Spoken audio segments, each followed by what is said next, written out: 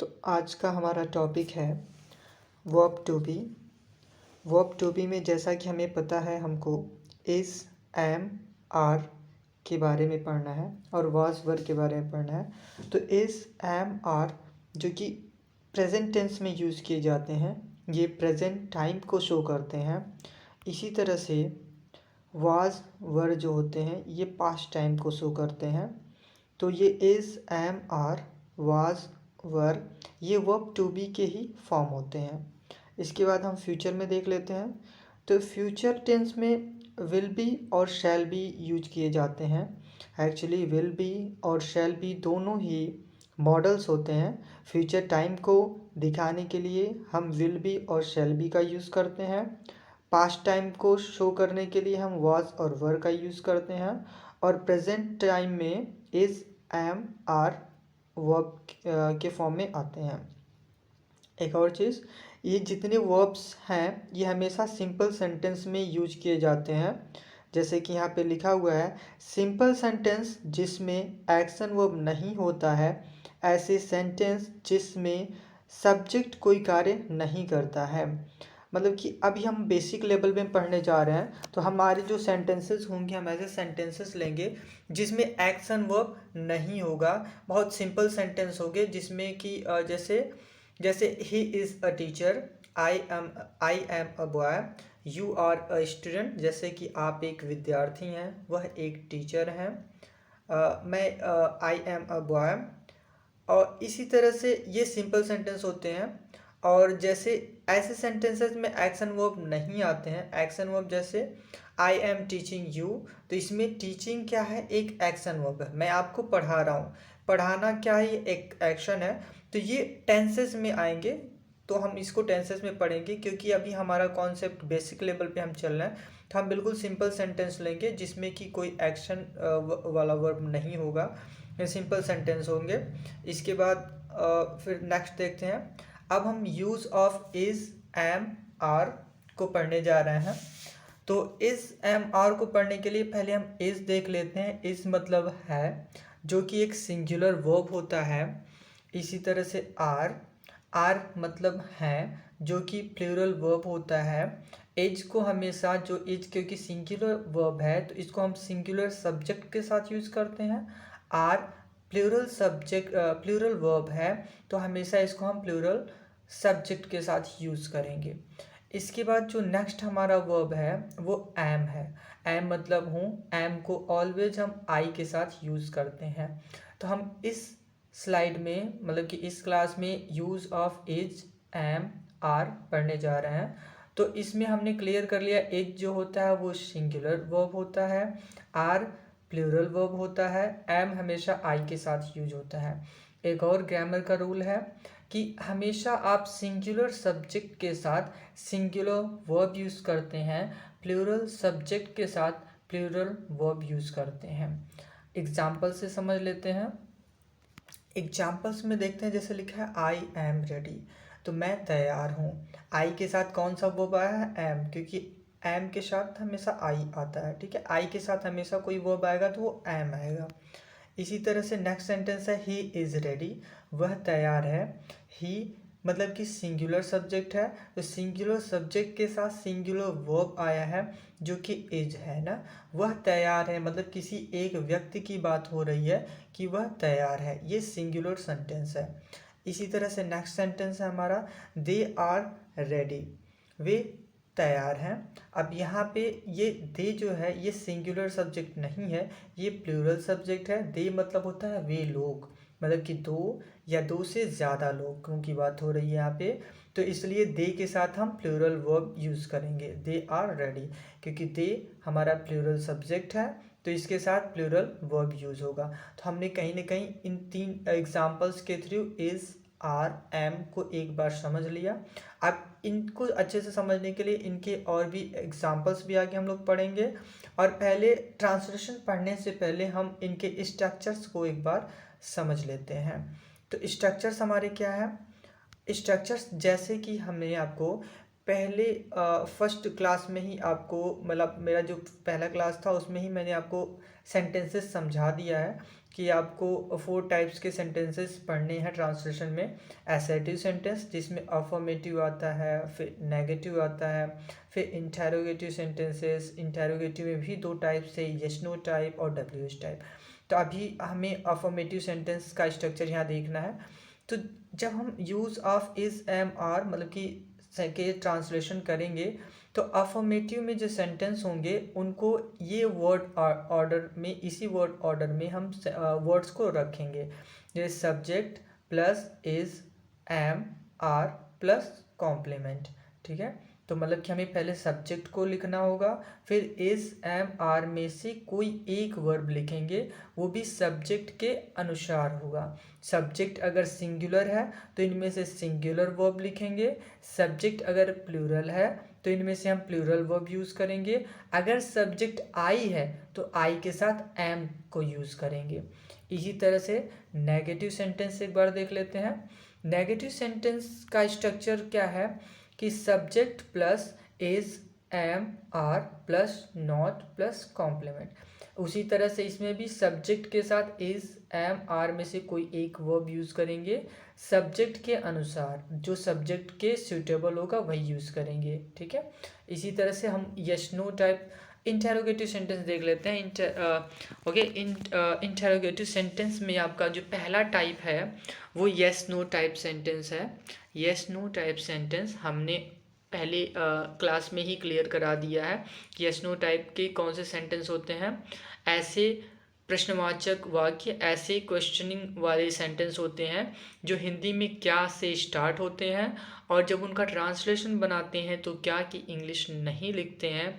ऐसे सेंटेंस के ट्रांसलेशन बनाते समय हम वर्ब से ट्रांसलेशन को स्टार्ट करते हैं। अब यहाँ पे आपका स्ट्रक्चर है जैसे is am are plus subject plus complement plus question mark. ठीक है, ये यस नो टाइप सेंटेंस जब आपको ट्रांसलेशन अभी आगे हम कराने वाले हैं तो इसमें आपको यही स्ट्रक्चर यूज़ करना होगा। स्ट्रक्चर वो चीज़ है कि ये वर्ड ऑर्डर ही आपको जब ट्रांसलेशन आप करेंगे तो इसी वर्ड ऑर्डर में आप ट्रांसलेशन करेंगे। जैसे वर्ब को आप पहले लिखेंगे, फिर सब्जेक्ट को लिखेंगे, फिर कॉम्प्लीमेंट को लिखेंगे, लास्ट में हम क्वेश्चन मार्क का साइन लगाएंगे। दूसरा टाइप देख लेते हैं W H type sentence. W H type sentence में हमने अपनी फर्स्ट क्लास में ही क्लियर करा दिया है कि ऐसे क्वेश्चन वाले सेंटेंस, ऐसे इंटरोगेटिव सेंटेंस जो कि ऐसे क्वेश्चंस पूछते हैं जिसका आंसर आप यस या नो में नहीं दे सकते हैं, और ऐसे हिंदी वाले सेंटेंस जिनमें कोई भी क्वेश्चन वर्ड सेंटेंस के बीच में या स्टार्टिंग में आता है और जब उनकी ट्रांसलेशन हम करते हैं तो हमेशा उस ट्रांसलेशन को क्वेश्चन वर्ड से स्टार्ट करते हैं ना। इसका स्ट्रक्चर देख लेते हैं। इसमें क्या करेंगे, पहले आप डब्ल्यू एच वर्ड लिखेंगे। डब्ल्यू एच वर्ड भी हमने पहली क्लास में क्लियर करा दिया है। वहाँ पे हमने डब्ल्यू एच फैमिली से रिलेटेड सभी वर्ड्स को लिख दिया था, जैसे वॉट होता है, why, who, how many, which, whom, ये सभी क्या होते हैं, ये सब क्वेश्चन वर्ड होते हैं, डब्ल्यू एच वर्ड होते हैं जो डब्ल्यू एच से बनते हैं। ऐसे वर्ड जो कि इंट्रोगेटिव सेंटेंसेस को बनाते हैं, सेंटेंस को, वाक्य को प्रश्न में बदल देते हैं, प्रश्नवाचक वाक्य बनाते हैं। इनका वर्ड ऑर्डर जो होता है वो क्या होता है, स्ट्रक्चर क्या होता है, W H word plus is am are plus subject plus complement plus question mark. तो जब हम डब्ल्यू एच टाइप सेंटेंस को ट्रांसलेट करेंगे तो हमारा स्ट्रक्चर यही होना चाहिए। नेक्स्ट, अब हम अफर्मेटिव सेंटेंस की, क्योंकि हमने पहले तो इज एम आर के मीनिंग को समझ लिया, इज एम आर के डिफरेंसेस को समझ लिया, फिर हमने इज एम आर के को ट्रांसलेशन करने के लिए जो स्ट्रक्चर यूज़ किए जाएंगे, जो कि हमें रूल चाहिए, जो वर्ड ऑर्डर होना चाहिए, वह वर्ड ऑर्डर भी हम पढ़ चुके हैं पिछली क्लास में। पिछले स्लाइड में हम पढ़ चुके हैं कि अफर्मेटिव सेंटेंस में कैसे वर्ड फॉर्मेशन होगा, नेगेटिव सेंटेंस में कैसे रहेगा, फिर इंटेरोगेटिव सेंटेंस में कैसे रहेगा। अब हमारा यहाँ से स्टार्ट हो रहा है ट्रांसलेशन, जो कि एक्सरसाइजेज हैं। एक्सरसाइजेज बहुत इंपॉर्टेंट हैं। अब यहाँ पे देखिए अफर्मेटिव सेंटेंस में जो पहला हमने सेंटेंस लिखा है वो क्या है, मैं तैयार हूँ। तो मैं तैयार हूँ, इसमें सब्जेक्ट क्या है मैं, वर्ब क्या है हूँ। ठीक है, तो मैं की इंग्लिश क्या लिखा गया है आई एम रेडी। तो आई के साथ क्योंकि एम हमेशा आता है तो इसलिए इसका ट्रांसलेशन बनेगा आई एम रेडी। दूसरा वाला सेंटेंस है ये अंगूर मीठे हैं, तो इसका ट्रांसलेशन क्या बना दीज ग्रेप्स आर स्वीट। अब इस सेंटेंस में सब्जेक्ट क्या है, सब्जेक्ट है दीज ग्रेप्स, मतलब कि ये अंगूर, मतलब किसी एक सिंगल अंगूर की बात नहीं हो रही है, वहाँ पे ज़्यादा अंगूर हैं। तो ये अंगूर मतलब कि एक से ज़्यादा अंगूर हैं, ये एक कैसा जा रहा है, ये प्लूरल सब्जेक्ट है, और प्लूरल सब्जेक्ट के साथ हमेशा आर आता है, इज नहीं आता है। इसलिए यहाँ पे जो हमारा ट्रांसलेशन बना है these grapes are sweet. Third हमारा सेंटेंस है मोर सुंदर पक्षी है, तो इसका ट्रांसलेशन है peacock is a beautiful bird. ये एक सिंगुलर सेंटेंस है। सेब मीठा होता है, एप्पल इज स्वीट, ये भी सिंगुलर सेंटेंस है, इसलिए यहाँ पे इज यूज हुआ है। वह मेरी कलम है, दैट इज माई पेन। तो यहाँ भी किसी एक पेन की बात हुई है, क्योंकि दैट सिंगुलर सब्जेक्ट होता है, तो दैट के साथ यहाँ पे सिंगुलर वर्ब यूज हुआ है। वे लोग अनुपस्थित हैं, तो वे लोग मतलब कि एक से ज़्यादा लोग हैं, तो यहाँ पे वे लोग की इंग्लिश दे आएगी, दे के साथ प्लूरल वर्ब आएगा दे आर अब्सेंट। अब्सेंट मतलब होता है अनुपस्थित, वे लोग अनुपस्थित हैं दे आर अब्सेंट। सेवेंथ वाला हमारा सेंटेंस है वे लोग 2 घंटे से अनुपस्थित हैं। ये वाला सेंटेंस थोड़ा सा डिफ़िकल्ट है क्योंकि ये टेंस में जा रहा है। ठीक है, अभी हम यहाँ पे देख लेते हैं, लेकिन इस सेंटेंस के फॉर्मेशन को हम अच्छे से जब परफेक्ट कंटिन्यूअस पढ़ेंगे तो वहाँ अच्छे से पढ़ेंगे, बट यहाँ फिर भी देख लेते हैं स्ट्रक्चर को। ऐसे सेंटेंस जिसमें टाइम दिया गया हो, जैसे 2 घंटे दिया गया टाइम, तो यहाँ पे हैज़ बिन या हैव बिन यूज़ करते हैं। इसके अकॉर्डिंग जैसे वे लोग 2 घंटे से अनुपस्थित हैं, तो इसमें क्या सेंटेंस बना they have been absent for 2 hours। अगर इसकी जस्ट ऊपर वाला जो सेंटेंस है वो सिंपल है, वे लोग अनुपस्थित हैं, यहाँ कोई समय नहीं दिया गया है तो इजीली बन गया दे आर absent। बट यहाँ पे समय दिया गया है, इसलिए इसका सेंटेंस ट्रांसलेशन बनेगा they have been absent for 2 hours। Question sentence number 8, वह बीमार है, तो ही इज़ इल, वह 3 दिनों से बीमार है। ट्रांसलेशन क्या होगा he has been ill for 3 days। यहाँ भी टाइम दिया गया है, इसलिए यहाँ पे हैज़ बिन का यूज हुआ है। अब हम नेगेटिव सेंटेंस देख लेते हैं। नेगेटिव सेंटेंसेस में भी हम पढ़ चुके हैं, इसके वर्ड ऑर्डर पढ़ चुके हैं, स्ट्रक्चर पढ़ चुके हैं। इसमें क्या होता है, पहले subject plus is am are plus not plus complement, उसी के अकॉर्डिंग यहाँ पे सेंटेंसेस बने होंगे। जैसे मैं तैयार नहीं हूँ, सेंटेंस बना आई एम नॉट रेडी। ये अंगूर मीठे नहीं हैं, these grapes are not sweet. These grapes subject है, आर वर्ब है। ठीक है, दीज ग्रेप्स एक प्लूरल सब्जेक्ट है, इसके साथ प्लूरल वर्ब आया है। वह 3 दिनों से बीमार नहीं है, he has not been ill for 3 days। तो हमने इस तरह से अफर्मेटिव सेंटेंसेस के एग्जाम्पल्स देख लिए, नेगेटिव सेंटेंसेस के एग्जाम्पल्स देख लिए। अब हम इंटेरोगेटिव सेंटेंस के एग्जाम्पल्स देखने जा रहे हैं। इंटेरोगेटिव सेंटेंस जनरली थोड़ा सा बच्चों को डिफ़िकल्ट लगता है, लेकिन फिर भी हम लोग इसको अच्छे से समझते हैं। इंटेरोगेटिव सेंटेंस में हमने पहले बता दिया था आपको कि यहाँ पे 2 स्ट्रक्चर यूज किए जाते हैं। हम एक बार बैक करके आपको दिखा देते हैं। ओके, कोई बात नहीं। इंटेरोगेटिव सेंटेंस में 2 स्ट्रक्चर्स हमारे यूज किए जाते हैं। कौन सा, पहला येस नो टाइप सेंटेंस, दूसरा WS type sentence. Yes no type sentence में हम जब ट्रांसलेशन स्टार्ट करते हैं तो उसमें verb plus subject plus complement लिखते हैं। ठीक है, तो यहाँ जैसे लिखा है क्या तुम तैयार हो, ये येस नो टाइप सेंटेंस है, क्या से सेंटेंस स्टार्ट हो रहा है, और इस सेंटेंस का आंसर येस या नो में दिया जा सकता है। तो क्या तुम तैयार हो, क्या की इंग्लिश नहीं लिखेंगे, तो हमारा ट्रांसलेशन क्या बना आर यू रेडी। ठीक है, क्या वह कलम तुम्हारी है, तो is that your pen. Is क्या है, यहाँ पे आपका वर्ब है, दैट मतलब कि सिंगुलर सब्जेक्ट है, तो सिंगुलर सब्जेक्ट के साथ सिंगुलर वर्ब आया है, इज़ दैट योर पेन। क्या रोहन गोरखपुर में नहीं है, तो is Rohan not in Gorakhpur. क्या वे तुम्हारे भाई हैं, तो क्या पहले आया है, तो यस नो टाइप सेंटेंस है, तो are they your brothers, are they your brothers. They क्या है, प्लूरल सब्जेक्ट है कि एक से ज़्यादा लोगों की बात हो रही है, तो इसलिए दे के साथ हम आर यूज़ करेंगे, आर दे योर ब्रदर्स। क्या नींबू खट्टा नहीं होता है, तो यहाँ पे हमारा सेंटेंस बनेगा इज लेमन नॉट सॉर, ठीक है, इज लेमन नॉट सॉर।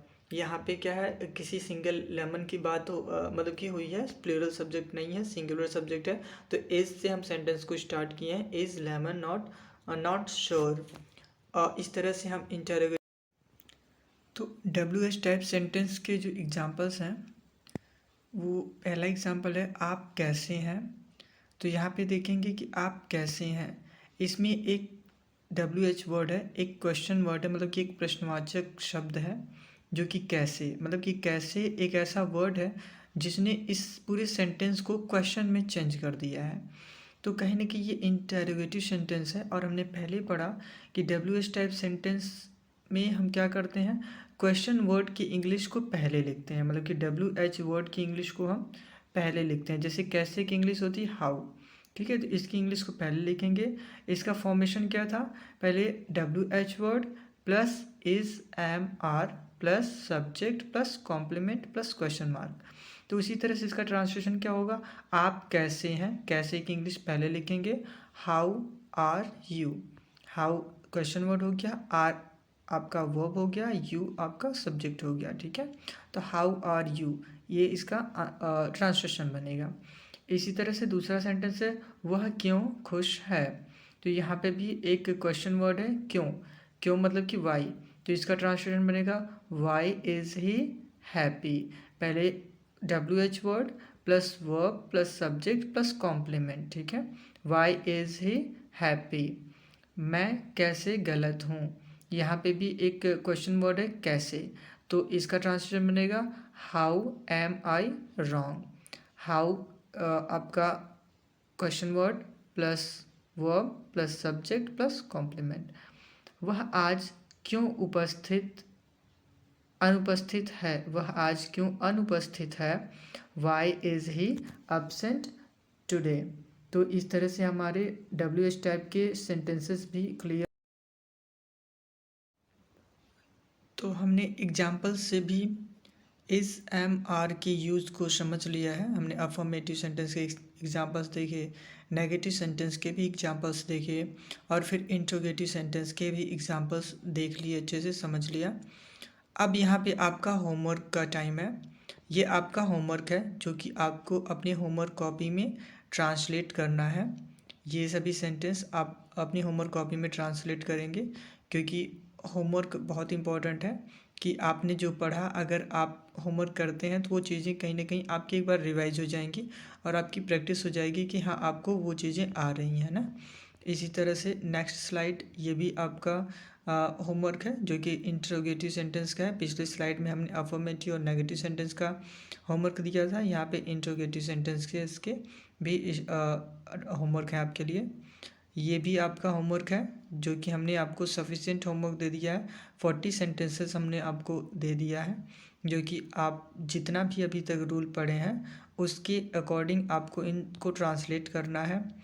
इसके बाद आपका एक और आपके लिए हमने होमवर्क सेट किया है जो कि एडवांस्ड लर्नर्स, मतलब कि अब अगर आपने 40 सेंटेंसेस को ट्रांसलेट कर लिया अपने मन से, इसका मतलब ये है कि अब आपको ट्रांसलेशन आ चुका है, use of is am are आप समझ चुके हैं।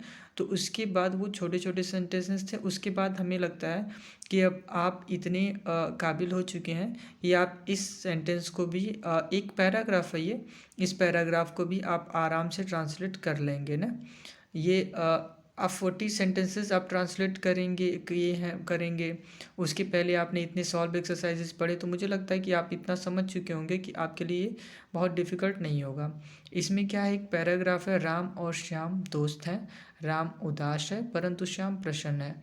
राम और श्याम दो दोस्त हैं, उनके बारे में छोटी सी कहानी दी गई है, राम और श्याम की बातचीत के बारे में है। तो इसको आप ट्रांसलेट करेंगे तो आपका कॉन्सेप्ट और भी क्लियर हो जाएगा। और कहीं ना कहीं हमारा ये गोल भी है कि हम कहीं ना कहीं ट्रांसलेशन पढ़ रहे हैं, बट इसको स्पीकिंग की तौर पे पढ़ रहे हैं तो ये हमारी स्पीकिंग के लिए भी बेटर होगा। तो ये हमने आपको एक अच्छा सा होमवर्क दिया है यहाँ पे, आप इस होमवर्क को भी ज़रूर कंप्लीट करेंगे। Okay, so thank you very much. हाँ, अभी आपके लिए हमने कुछ और स्लाइड्स भी यहाँ पे रखे हैं।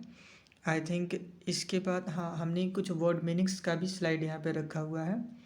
वर्ड मीनिंग्स जैसे कि हमने अभी तक जितने भी आपको होमवर्क दिया, उन सब होमवर्क्स में से हमने कुछ डिफ़िकल्ट वर्ड्स के वर्ड मीनिंग्स यहाँ पे लिख दिए हैं कि ऐसा ना हो कि किसी स्टूडेंट को कोई स्टूडेंट जब ट्रांसलेशन कर रहा हो उसको कोई डिफ़िकल्ट वर्ड की मीनिंग ना आ रही हो और इसलिए वो परेशान हो जाए, वो ट्रांसलेट ना कर पाए। तो हमने कुछ हार्ड वर्ड्स जो कि डिफ़िकल्ट वर्ड थे उनके वर्ड मीनिंग्स भी यहाँ पे मीनिंग्स भी दे दिए हैं। तो आप यहाँ से भी हेल्प ले सकते हैं ना, और फिर उन सभी ट्रांसलेशन को आप कर सकते हैं।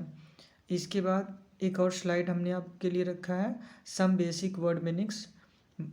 ये भी बहुत छोटे छोटे वर्ड्स हैं, आप एक बार इनको ज़रूर देख लें। अगर ज़रूरत हो तो आप इनको कॉपी में भी नोट कर लें। ये वर्ड्स हमेशा आपके ट्रांसलेशन में आते हैं ना, तो इनको भी एक बार देख लें और अगर ज़रूरत समझें तो आप अपनी फेयर कॉपी में नोट कर लें।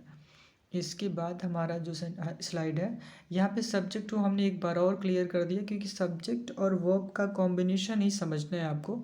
सिंगुलर सब्जेक्ट, प्लूरल सब्जेक्ट, क्योंकि कॉम्बिनेशन बना के चलना है कि सिंगुलर सब्जेक्ट के साथ आपको सिंगुलर वर्ब यूज़ करना है, प्लूरल सब्जेक्ट के साथ प्लूरल वर्ब यूज़ करना है। इसलिए हमने सब्जेक्ट को एक बार और यहाँ पे क्लियर कर दिया है कि कौन से सिंगुलर सब्जेक्ट होते हैं, कौन से प्लूरल सब्जेक्ट होते हैं। ही, सी, दिस, दैट, आई, ये सभी क्या हमारे सिंगुलर सब्जेक्ट होते हैं। राम, श्याम, रोहन, गीता, सीता, राधा, ऐसे जितने भी नाम होते हैं ये भी सिंगुलर होते हैं, तो इनके साथ हम सिंगुलर वर्ब का यूज़ करेंगे। They, these, those, we, you, boys, ये सभी प्लूरल सब्जेक्ट है, इनके साथ हमेशा हम प्लूरल वर्ब का यूज़ करेंगे। एक और लास्ट स्लाइड हमारे पास है, हमने वर्ब को भी यहाँ पे क्लियर कर दिया है कि कौन से वर्ब सिंगुलर होते हैं, कौन से प्लूरल होते हैं। इन वर्ब्स और सब्जेक्ट्स को भी अपनी कॉपी में नोट कर लें, ये सभी आपके लिए ज़रूरत पड़ेंगी। ओके, तो हमारा ये लास्ट स्लाइड था आज के लिए।